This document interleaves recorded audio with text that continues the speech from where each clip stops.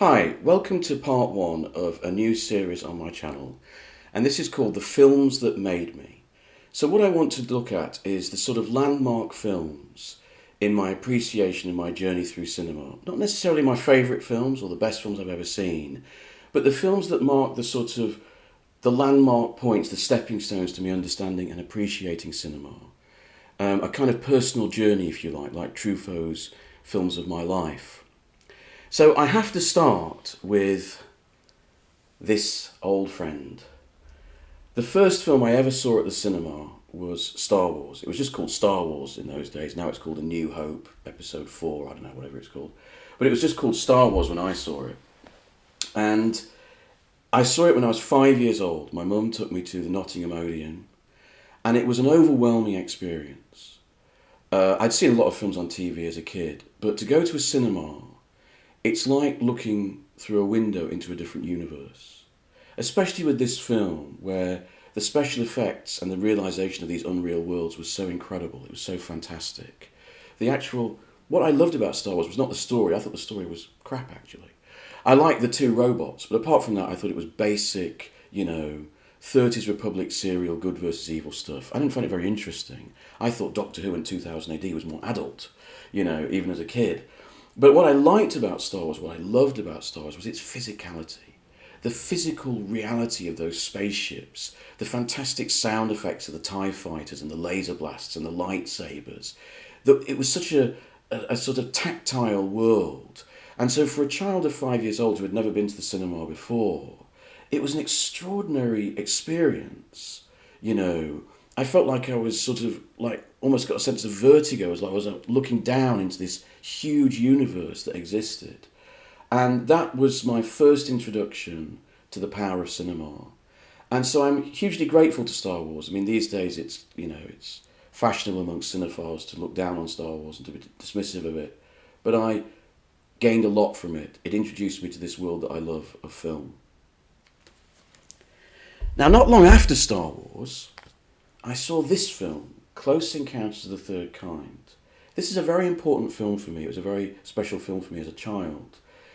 I was a very precocious child. I read a lot. And one of the things I loved reading about was mysteries. UFOs, Loch Ness Monster, ghosts. I loved all that sort of stuff. So one of the things that I loved about this film was I went to see it with my parents. It was one of the rare times my dad came to the cinema with us. And I knew what they were talking about. I knew what Close Encounters of the Third Kind meant. I knew what Close Encounters of the First Kind, of the Second Kind was.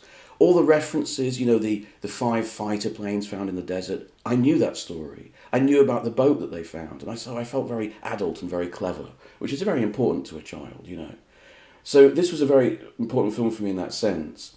The other reason why I bring up this film is this. When my father came out of the cinema, again in Nottingham, he said to me, I really like that film. And he said, because the aliens were nice.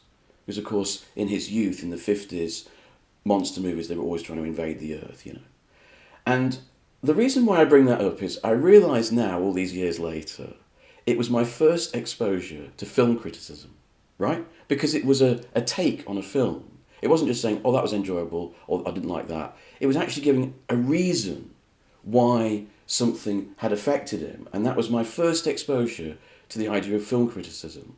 And it stuck with me. And that's why Close Encounters was an important film to me as a child. And was my favourite film until the third film in this group, The Good, the Bad and the Ugly.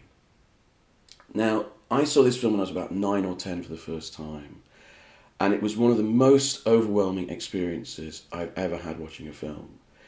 My father had introduced me to Clint Eastwood movies and the Man with No Name trilogy. And I loved them because I thought they were very funny. I loved the gun sounds, all those pew, boom, pew, all that stuff, all the tricks and humour of Leone films. But then I saw this. And what was so powerful about this film, I watched it on an afternoon when I was 10 years old. It was the sense of time. When it finished, this is a long film, for a child, very long film.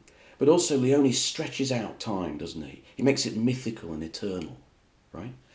And so for me, when I finished watching it as a 10-year-old, I felt this incredible sense of loss. When, Eli Wallach is on the tombstone and he's shouting at Blondie, Blondie, you know what you are, and then Clint Eastwood rides off across this vast plain. I felt this incredible sense of loss. I felt that this myth, this dream was ending. And it had a really palpable effect on me. And for the longest time, this was my favourite film. And I went back to it many, many times. And still to this day, every single scene, whether it's in the extended version or the cut version, still resonates with me. And it was my introduction to what I call pure cinema. A cinema not of political or ideological or cultural theme or meaning, but just the pure effect of putting together editing, good shooting, good music, sound effects in a kind of pure kind of dance or operatic, stylistic, which is always something I've responded to. I absolutely love this film. I love the music so passionately. It's a masterpiece, and it never ever fails to entertain me, even all these years later. The next film I want to speak about, I'm going to have to illustrate with my amazing Hitchcock Blu-ray bulletin here. It's kind of like a little booklet. It's The Birds. I saw this film for the first time when I was about 12 or 13. I'd already identified Hitchcock. I already enjoyed watching Hitchcock films, and I already realised that there was something strange about Hitchcock films. That you could tell that they were a Hitchcock film by the way they looked and the way they sounded. I didn't yet know about auteur theory and about directors and all that, but even at a young age I sensed that there was something different about Hitchcock.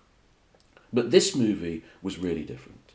And it was really different because of the ending. I just didn't see it coming. This was my first experience of what you might call the ambiguous ending. The ending where something is not resolved. And, that when you have that first experience of that, it's huge, right? Because you expect stories to have a beginning, middle and end. You expect to have closure, as the Americans say. You expect it to be all wrapped up. Suddenly, here was something where, Tippi Hedren is savaged by the bird. She's gone out of her mind. Slowly, the family lead her out into the car. The car drives off. The end, with the birds sort of winning, quietly calm, in this sort of weird painting that ends the film.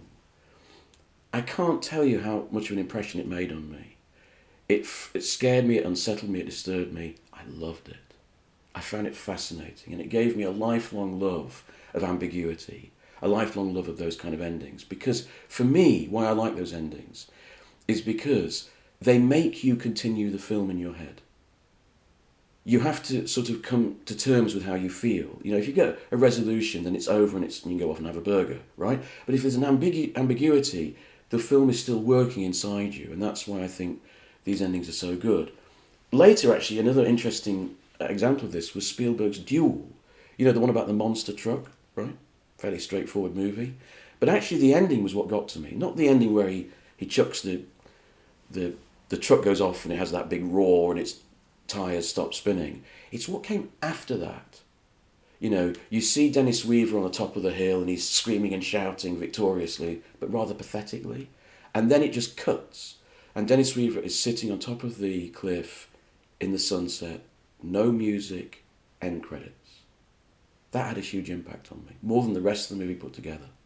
And so it gave me a lifelong love of ambiguity. I love films that have ambiguous endings, like Arthur Penn's Night Moves, Ride in the Whirlwind by Monty Hellman, which is hugely underrated, Polanski's Chinatown. It all came from The Birds.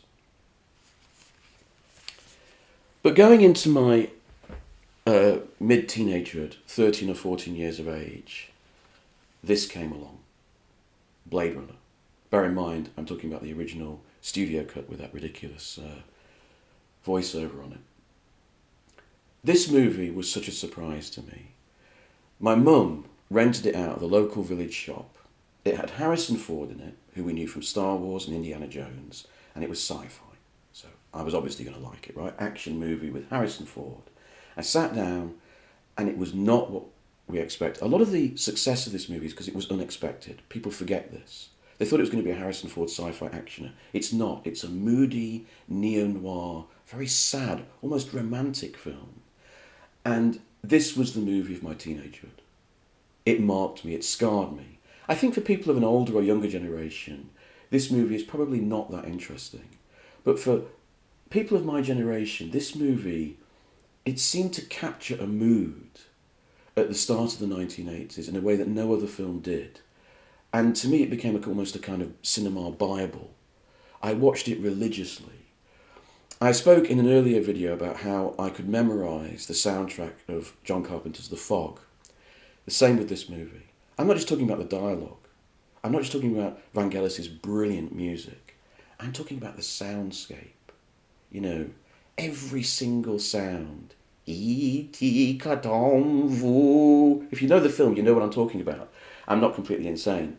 I knew every single beat of the film in its soundtrack. That's what really got down deep inside me. I loved the visuals. I loved the recreation of LA. There's so many things about this movie that I find fascinating. You know, there's so many things you can unpick. I mean, people go on about what it is to be human and the replicants. Watch it again and think about the question of diversity and how Scott predicted the diverse city of the future. It gives a whole different perspective to the film, believe me. There's so much in this movie. Obviously, I prefer the director's cut from 1991, and I actually prefer the director's cut to this, the final cut, which is supposed to be the definitive version. I prefer the director's cut. But in whatever version, this movie is beautiful. I will always have it. It'll always be part of me. And this was one of the major films that made me. Thank you.